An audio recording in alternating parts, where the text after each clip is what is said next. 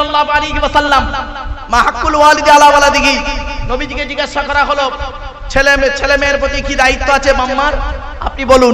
নবীজি বললেন হুমা জান্নাতুকা ওয়া নারুকা, তোমাদের বাপ আর মা হলো তোমাদের জন্য জান্নাত, তোমাদের বাপ আর মা হলো তোমাদের জন্য জাহান্নাম। কোথায় আছেন আপনি? আরেকটা হাদিস দিচ্ছি, আন আব্দুল্লাহ ইবনে আমর রাদিয়াল্লাহু তাআলা আনহু قال جاء رجل الى رسول الله صلى الله عليه وسلم اني اريد الجهاد يا رسول الله, একজন যুবক ছেলে নবীজির কাছে এসে বলছেন হুজুর যুদ্ধের ময়দানে শহীদ হতে চাই।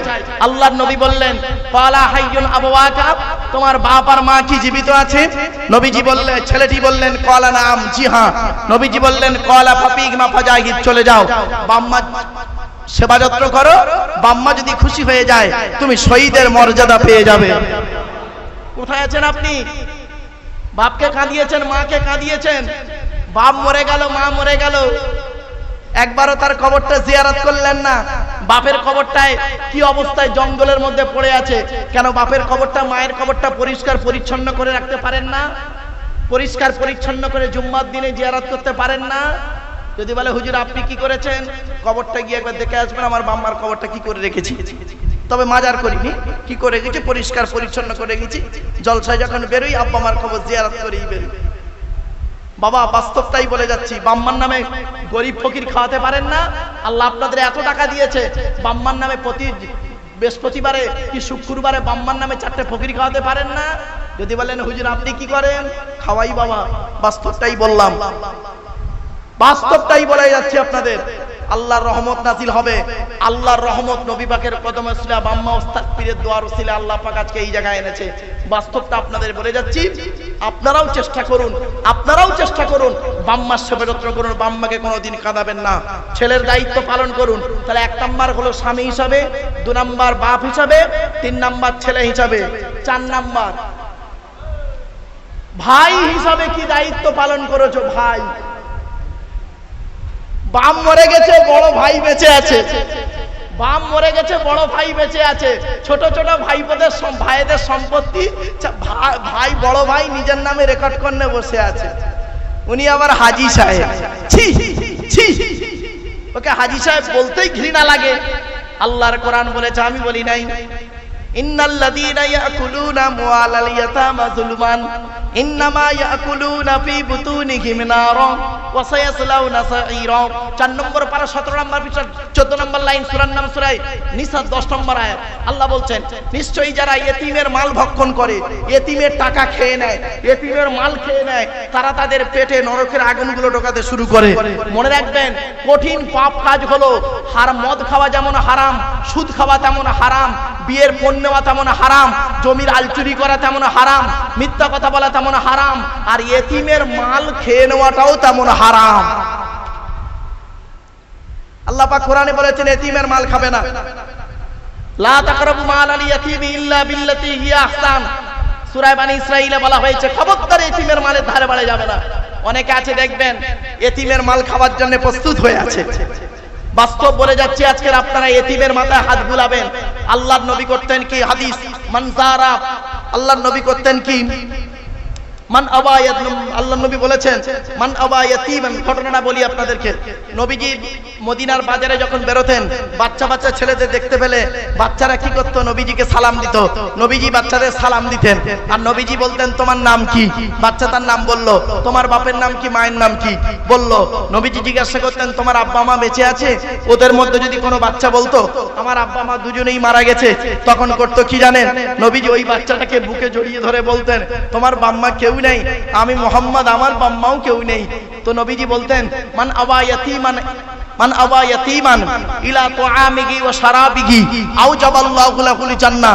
আল্লাহর নবী বলেন কোন ব্যক্তি যদি কোনো ইতিমের মাথায় হাত বুলায়, ইতিমের মাথায় হাত বুলায়, ইতিমকে পানি পান করায়, ইতিমের আশ্রয় দেয়, ইতিম বাচ্চাকে খাবার খাওয়ায়, বাম্মাহারা সন্তানকে যদি কেউ খাবার খাওয়ায়, বাম্মাহারা সন্তানকে যদি কেউ আশ্রয় দেয়, আল্লাহ রাসূল বলেছেন আও জাবাল্লাহু লাহুল জান্নাহ, ওই ব্যক্তির জন্য জান্নাত ওয়াজিব হয়ে যায়। কোথায় আছেন আপনি? ইতিমের মাল খেয়েছেন, ইতিমের সর্বনাশ করেছেন, করে আপনি ফেরেশতা বেনে গেছেন এখন। বাহ, এবার আসছি তাহলে স্বামী হলো পিতা হলো, ছেলে হলো, ভাই হলো। 5 নাম্বার, চাচা হিসাবে কতটা দায়িত্ব পালন করেছেন। চাচা চাচা বাবা, চাচা যারা হয়েছেন ভাইপোদের সম্পত্তি নেবেন না, চেষ্টা করবেন ভাইপোদের হকটা আদায় করতে। 6 নাম্বার হলো কি জানেন? 6 নাম্বার হলো দুলাভাই। দুলাভাই বোঝেন? দুলাভাই, বোনাই, বোনাই, বোনাই হিসেবে কতটা দায়িত্ব পালন করেছো। আর দেওর হিসাবে আল্লাহর নবীর কাছে মেয়ে ছেলেরা এসে বলেছিলেন, ইয়া রাসূলুল্লাহ, আমরা কাকে বেশি ভয় করব? নবীজি বললেন, তোমরা দেওর থেকে দূরে সরে থেকো। দেওর হলো মৃত্যুর মতো খতরনাক জিনিস। সুতরাং দেওর আর দুলাভাই থেকে দূরে দায়িত্ব পালন করুন। এরপরে আসি 7 নাম্বার। 7 নাম্বারে বলা হয়েছে ফুপা আর খালু। খালু বোঝেন তো? খালার বর খালু আর ফুপুর বর ফুপা। আপনারা কি বলেন? বেটি, বেটি বলেন নাকি? জামাই বাবু বলেন। যাই হোক, এই দায়িত্ব পালন করুন। 7 নাম্বার। 8 নাম্বারে বলা হয়েছে মামা হিসাবে কতটা দায়িত্ব পালন করেছেন। মামা যারা হয়েছেন, মামা, মামা যারা হয়েছেন, মামা হিসাবে কতটা দায়িত্ব পালন করেছেন। 9 নাম্বার হলো দাদু হিসাবে কতটা দায়িত্ব পালন করেছেন। দাদু, দাদু মানে বাপের বাপ। এখানে অনেক দাদা বসে আছে, দাদু বসে আছে। বাপের 4টে ছেলে, বড় ছেলেটা পয়সা দেয় বলে বড় ছেলের ছেলেকে খালি লজেন কিনে দেয়, বিস্কুট কিনে দেয়। আর ছোট ছেলেটা গরিব, কিছু দিতে পারে না, ওর ছেলে মেয়েকে দেখে না, ওকে দাদু বলতেই ঘৃণা লাগে।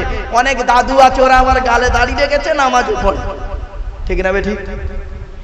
10 নাম্বার হলো নানা হিসাবে কতটা দায়িত্ব পালন করেছেন। নানা, নানা, অনেক নানা এখানে আছে, অনেক নানা এখানে আছে যারা নাকি কি করে, বড় মেয়ের বড় জামাইটা পয়সাওয়ালা, বড় জামাইটা পয়সাওয়ালা, ও যেন বড় জামাইয়ের ছেলে মেয়েকে খুব গুরুত্ব দেয়। আর মেজো জামাইটা গরিব, ভ্যান চালায়, টোটো চালায়, কিছু দিতে পারে না, ওর ছেলে মেয়েকে অত গুরুত্ব দেয় না। মনে রেখো ও নানা, তোমার মতো নানা হলো জাহান্নামী, জাহান্নামী, জাহান্নামী। গালে দাড়ি আর মাথায় টুপি, নামাজ তোমাকে ঠেকাতে পারবে না। মনে রাখবেন, নামাজ পড়লেই জান্নাতে যেতে পারবেন না যদি নামাজ কবুল হয়। ঠিক না বে? ঠিক। নামাজ পড়লেই জান্নাত পাবেন না যদি নামাজ কবুল না হয়। অতএব নামাজটা যাতে কবুল হয়, ঈমানটাকে ঠিক রেখে নামাজটাকে পড়ুন। আগেই বলে দিয়েছি 3টে জিনিস এক হলে ইবাদত কবুল হবে। আমার বাপেরা, দেখতে দেখতে আপনাদের কাছে 2 ঘন্টা আলোচনা করলাম। ভাষাগত দিক থেকে ত্রুটি হলে ক্ষমা করবেন। ভালো থাকুন, সুস্থ থাকুন, মানুষকে ভালোবাসুন। নামাজ কারোর জন্য মাপ নাই বাবা, নামাজ তো আপনাকে আমাকে পড়তেই হবে। মুসলমানের ঘরে জন্ম নিয়েছেন, নামাজ আমার আপনার উপরে ফরজ। 2 নাম্বার হলো রোজা, রোজা আমার উপরে ফরজ, আপনার উপরে ফরজ, বিশেষ ব্যক্তি বিশেষ কারণ ছাড়া। এবারে হজ, বিশেষ ব্যক্তি বিশেষ কারণ ছাড়া। যাকাত, বিশেষ ব্যক্তি বিশেষ কারণ ছাড়া। আমার বাপেরা, কথাগুলো একটু মাথায় রাখুন। নামাজ পড়ুন, রোজা রাখুন, অর্থ থাকলে হজ করুন, যাকাত আদায় করুন, স্ত্রীর হক আদায় করুন, পিতামাতার সেবা যত্ন করুন, ভাই ভাই মিলেমিশে চলুন, প্রতিবেশীর উপকার করুন। বাবা, আমার চা শ্বশুর ভাই মাওলানা সাহেবের, আপনাদের এলাকার মানুষ, তারই শ্বশুর মশাই ইন্তেকাল করেছেন কয়েকদিন আগে। আল্লাহ তার কবরটাকে জান্নাতের টুকরা বানান করুন, আল্লাহুম্মা আমিন। আরো অনেক শ্বশুরা তারা হায়াতে আছেন, তাদের আল্লাহ শেফায়ে কুল্লি ইনায়েত করুন, বলুন আল্লাহুম্মা আমিন। বাপেরা, আপনাদের কাছে এতক্ষণ আলোচনা করলাম, ভাষাগত দিক থেকে ত্রুটি হলে ক্ষমা করবেন। ভালো থাকুন, সুস্থ থাকুন, মানুষকে ভালোবাসুন, অন্তরে জিরিপির ছাড়িয়ে দিন। একবার তাকবীর দেন, নারায়ে তাকবীর, নারায়ে তাকবীর। পীরে কামেল মাওলানা মুফতি আলহাজি ইউনুস আলী সাহেব, পীরে কামেল জনাব মাওলানা মুফতি ইউনুস আলী সাহেব, নারায়ে তাকবীর।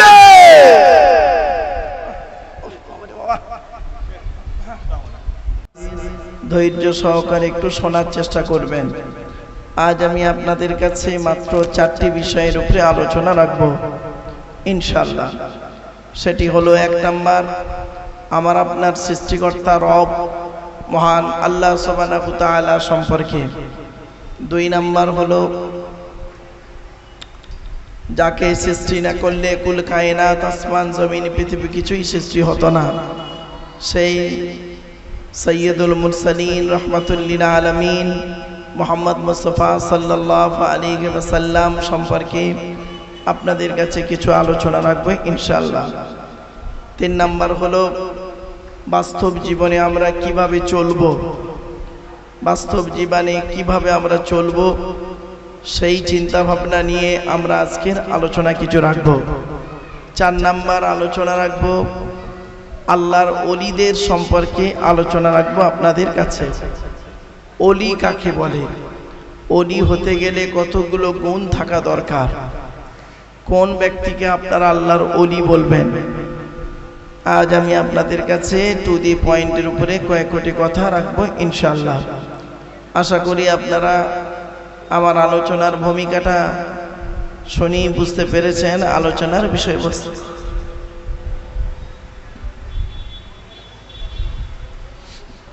আপনারা একবার উচ্চ আওয়াজে দুরূদ শরীফ পড়ুন। আল্লাহুম্মা সাল্লি আলা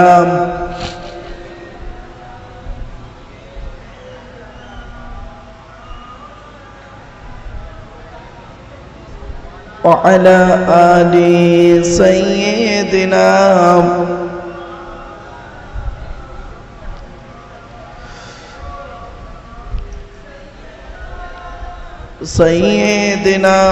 مولانا محمد وعلى آل سيدنا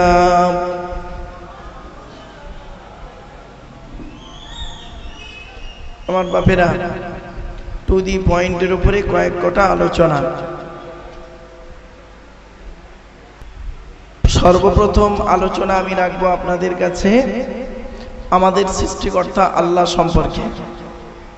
আল্লাহ রাব্বুল আলামিনের পরিচয় হলো 4টে। আল্লাহ নিজেই বলছেন, কুল নবী তুমি বলো হুয়াল্লাহু আহাদ, সে আল্লাহ হলেন একক। 2 নাম্বার আল্লাহুস সামাদ, আল্লাহ হলেন অমুখপেক্ষী, আল্লাহ কারোর মুখপেক্ষী নন, সারা পৃথিবী তার মুখপেক্ষী। 3 নাম্বার লাম ইয়ালিদ ওয়া লাম ইউলাদ, আল্লাহ কাউকে জন্ম দেয়নি, আল্লাহ কেউ জন্ম দেয়নি। 4 নাম্বার ওয়া লাম ইয়াকুল লাহু কুফুয়ান আহাদ, আল্লাহর সমকক্ষ কেউই নেই। এই সূরাটা হলো আল্লাহর পরিচয়। এরপরে আসছি এই সূরাটার মধ্যে অনেক জিনিস আমরা পাবো, তার মধ্য থেকে 4টে জিনিস আপনাদেরকে আমি তুলে ধরছি। 1 নাম্বার হলো এই সূরাটার ভিতরে এই সূরাটাই যে আল্লাহর পরিচয় সেটা আপনাদের জানিয়ে দিলাম। 2 নাম্বার হলো এই সূরাটি আরবি ভাষায় বাংলায় অর্থ করে বলে দিলাম। 3 নাম্বার হলো এই সূরাটির ভিতরে 4টে ধর্ম বেরিয়ে এসছে, ইসলাম, মুশরিক, ইহুদি এবং নাসারা। 4 নাম্বার হলো আল্লাহ রাসূল বলেছেন এই সূরাটি যদি কোনো ব্যক্তি 3 বার পাঠ করে, কুল হুয়াল্লাহ সূরা যদি 3 বার পাঠ করে, ওই ব্যক্তির আমলনামায় 1 খতম কোরআন শরীফ পড়ার সওয়াব আল্লাহ লিখে দেবেন। সুতরাং এই কুল হুয়াল্লাহ সূরা আপনারা রাতে ঘুমানোর আগে পড়ার চেষ্টা করুন।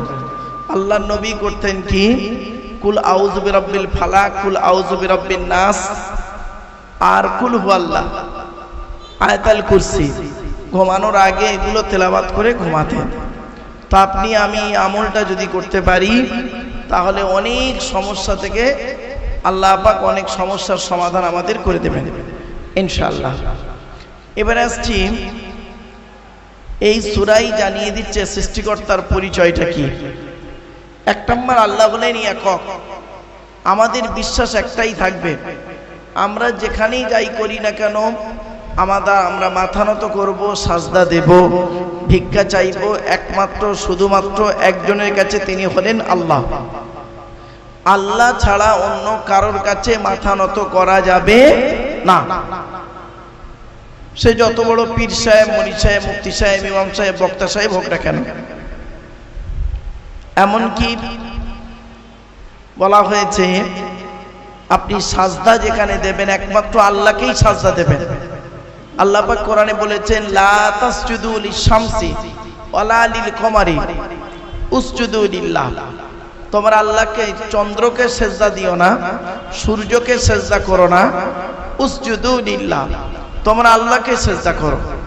সুতরাং আল্লাহ যখন নিজেই বলেছেন আল্লাহকে সিজদা করতে, আপনি কেন কোনো ব্যক্তির মাজারে গিয়ে সিজদা দেবেন? খবরদার নয়।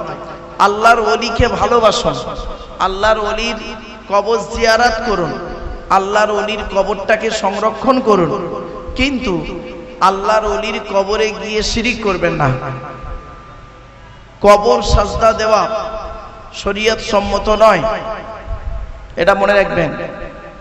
এটা বারে বারে আমি বলছি আপনাদেরকে, এগুলো আপনি সরে থাকবেন এগুলো থেকে।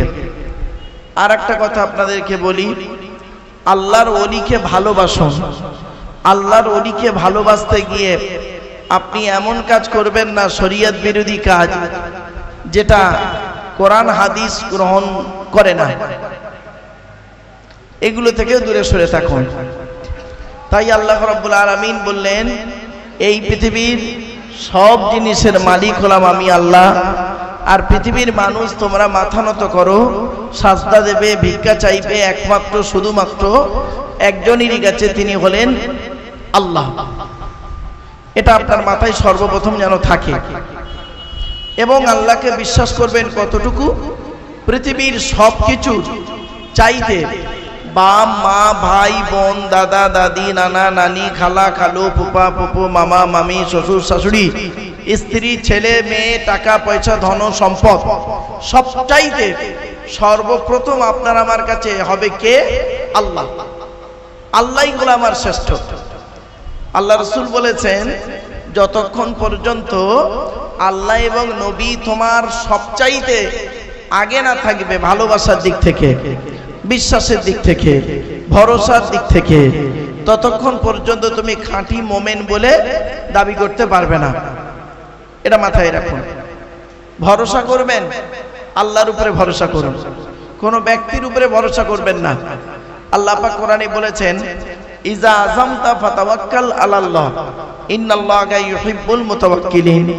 আল্লাহ পাক বলছেন, তুমি যখন ভরসা করবে একমাত্র আল্লাহর উপরে ভরসা করবে। আর ইন্নাল্লাহা ইউহিব্বুল মুতাওয়াক্কিলিন, যারা আল্লাহর উপরে ভরসা করে কোনো কাজ করে আমি আল্লাহ তাদের অত্যন্ত ভালোবাসি। সুতরাং আপনার বিশ্বাসটা যেন, বিশ্বাসের উঁচু জায়গাটা, সব থেকে উঁচু জায়গাটা হবে কার উপরে? আল্লাহর উপর। ভরসার সব থেকে টপ র্যাঙ্কের জায়গাটা হবে আল্লাহর উপর। এটা যদি আপনার আমার মধ্যে থাকে তাহলে আপনি আমি মানে সঠিক জায়গায় যেতে পারবো, নইলে আমাদের সব বেকার হয়ে যাবে। তাই আল্লাহ বললেন, কুল, নবী তুমি বলো, হু আল্লাহু আহাদ, সে আল্লাহ হলেন একক। 2 নাম্বার, আল্লাহুস সামাদ, আল্লাহ হলেন অমুখপেক্ষী। আল্লাহ কারোর মুখপেক্ষী নয়, আপনি আমি সকলের মুখপেক্ষী। ছোটবেলায় মায়ের দুধের মুখপেক্ষী ছিলাম, বড় হয়েও দেখবেন বুড়ো বয়সে ছেলে বৌমার মুখপেক্ষী। কিন্তু একমাত্র আসমান পৃথিবী জমিনের মধ্যে একজনই আছেন যিনি কারোর মুখপেক্ষী নন। আর প্রত্যেকটা ব্যক্তি বস্তু, প্রত্যেকটা প্রাণী একজনে আল্লাহর মুখপেক্ষী, কারো না কারোর মুখপেক্ষী। কিন্তু সৃষ্টিকর্তা আল্লাহ কারোর মুখপেক্ষী নন, এজন্য আল্লাহ হলেন সমাদ। এটা মাথায় রাখুন। সুতরাং আপনি এই বিশ্বাসটা রাখুন, আল্লাহ কারোর মুখপেক্ষী নন। 3 নাম্বার, লাম ইয়ালিদ ওয়া লাম ইউলাদ, আল্লাহ কাউকে জন্ম দেয়নি, আল্লাহকেও কেউ জন্ম দেয়নি। মনে রাখবেন, সৃষ্টিকর্তাকে কেউ জন্ম দেয়নি আর সৃষ্টিকর্তা কাউকে জন্ম দেয়নি, এ বিশ্বাস আপনার আমার থাকতে হবে। 4 নাম্বার হলো ওয়া লাম ইয়াকুল লাহু কুফুয়ান আহাদ, আল্লাহর সমকক্ষ কেউই, সৃষ্টিকর্তার সমকক্ষ কেউই নেই। এটা আপনার আমার মাথায় যদি থাকে তাহলে সব ঠিক হবে, নইলে সব বেকার হবে। তাই আমি আপনাদের কাছে অনুরোধ করছি, আপনারা আজকের এই 17ই শ্রাবণ জলসাটা দিয়েছেন, খুব ভালো কাজ করেছেন। অনেক সময় মানুষ কি করে জানেন? শরীয়তের বিরোধী অনেক কাজ করে ফেলে। আপনারা দয়া করে সেই কাজগুলো করেননি।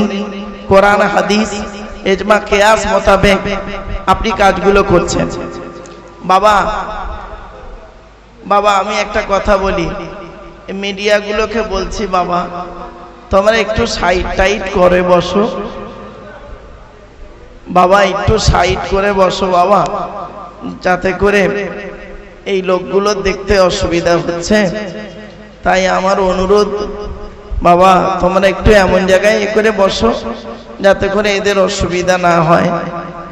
এখন তো এইসব উঠেছে, আজ থেকে 30 বছর আগে এসব ছিল না, 20 বছর আগেও ছিল না। এখন এইসব উঠে এখন বিশাল একটা হই হই। এসব ইনকাম আছে, এদের এই ছেলেগুলোর ইনকাম আছে, এর মাধ্যমে প্রচুর টাকা ইনকাম। তো যাই হোক বাবা, এরা আবার একটু মিস্টেক করে, এরা আবার ভুল করে কি জানেন, বাজে বাজে ছবি দিয়ে দেয় আর একে তাকে লাগিয়ে দেয়। এ ওকে মানে এ বক্তার ছবি দিয়ে ও বক্তার ছবি দিয়ে লাগিয়ে দিল, এ লোকের ও লোকের দিয়ে লাগিয়ে দিল, আর লোক দেখলো, হই হই করলো মিডিয়া, আর এরা মাঝখান থেকে পয়সা ঢুকলো। খবরদার, তবে সকলে নয়, কিছু কিছু মিডিয়া আছে এরকম ডিস্টার্ব করে, আবার কিছু আছে ভালো ভদ্রতার মধ্য দিয়ে জীবনযাপন করে। এগুলো একটু মাথায় রাখুন বাপেরা, একটু মাথায় রাখুন, তাহলে বুঝতে সুবিধা হবে। কোরআন হাদিসের আলোচনা, ইজমা কিয়াসের আলোচনা সাধারণ মানুষ যাতে বুঝতে পারে, সেই জন্য এতগুলো জিনিসকে ত্যাগ করে দিয়ে এখানে কি করা হয়েছে, একটা জলসা দেওয়া হয়েছে। আজকের এই জলসার গুরুত্বটা কি শুনে নিন। জলসা কেন দেবেন? জলসা দেওয়ার উদ্দেশ্য হলো তিনটি। জলসা দেওয়ার উদ্দেশ্য তিনটি। এক নাম্বার হলো অজানাকে জানা।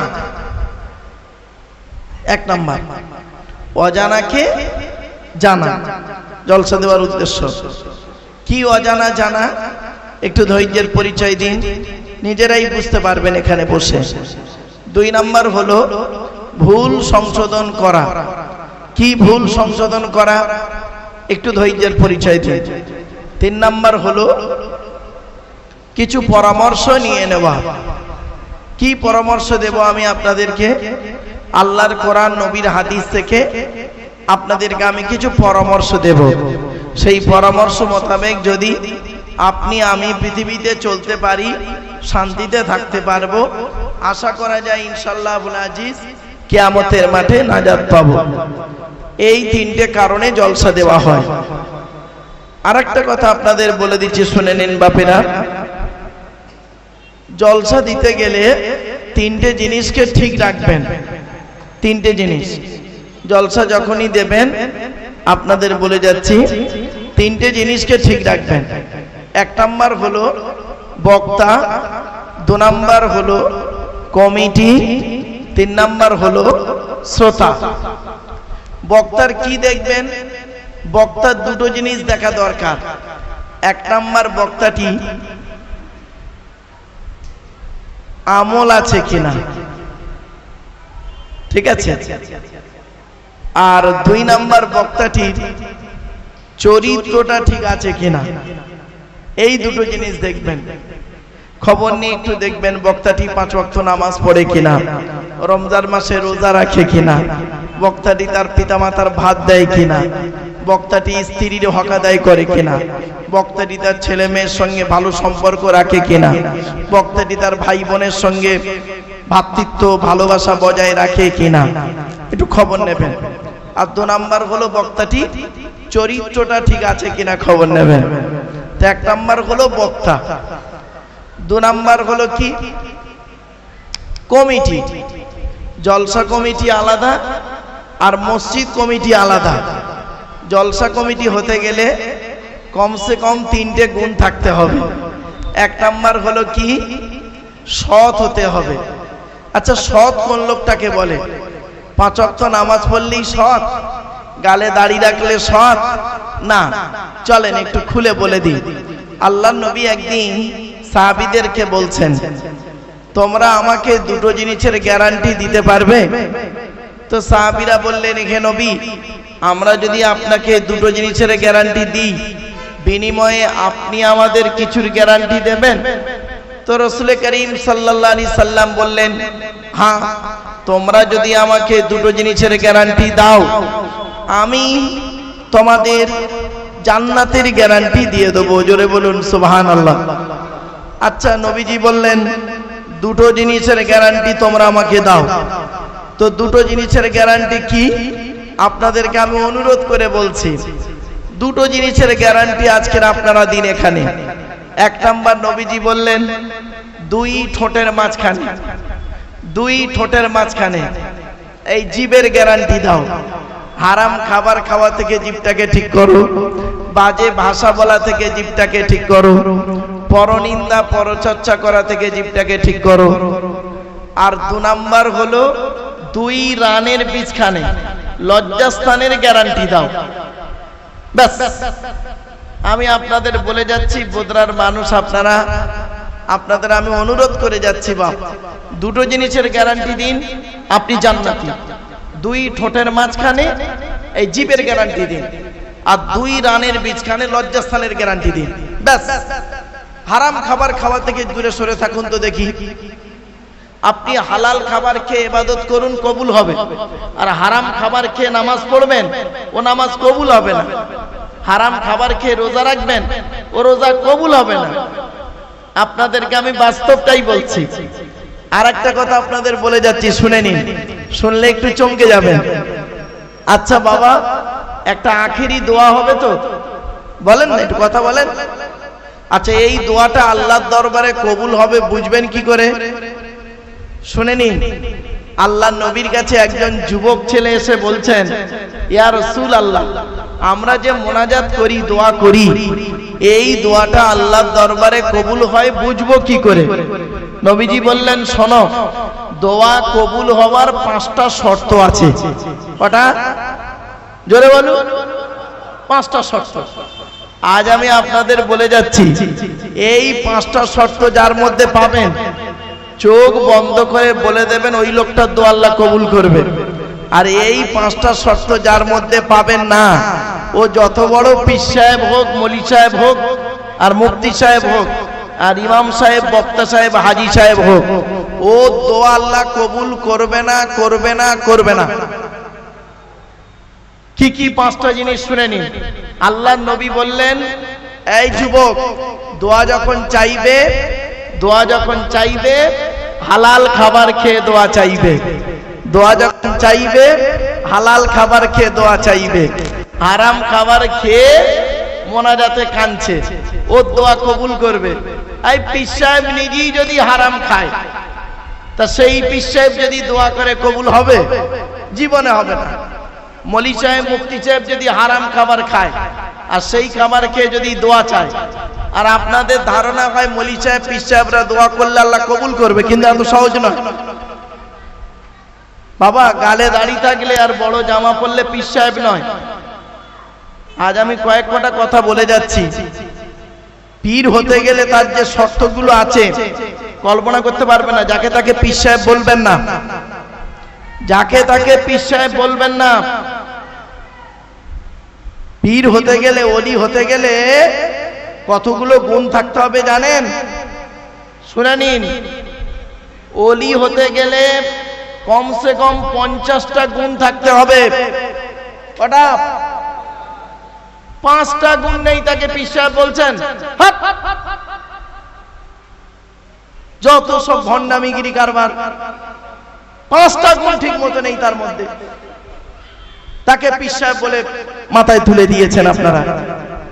হক কথা বলে যাচ্ছি বাবা, তোমরা আমার খারাপ ভাবো আর ভালো ভাবো। বাস্তবটাই বলে গেলাম। যেদিন তোমাদের চোখটা খুলবে, সেই দিন তোমরা বুঝতে পারবে, সেই দিন বুঝতে পারবে আলেমদের গুরুত্ব কতটা। বাস্তবটাই বলে গেলাম। হাক্কানি আলেমের কাছে বসবেন, হাক্কানি আলেমের কাছ থেকে কিছু শিখবেন, জানবেন, বুঝবেন। আপনারা তো হাক্কানি আলেম খোঁজেন না, হাক্কানি আলেম খোঁজেন না, গলাবাজি বক্তা নিয়েই কাজ চালান, গলাবাজি বক্তা নিয়েই তো কাজ চালান। হাক্কানি আলেম খোঁজেন না, হাক্কানি আলেমের কাছে বসেন না, হাক্কানি আলেমের থেকে কিছু শেখেন না। হারাম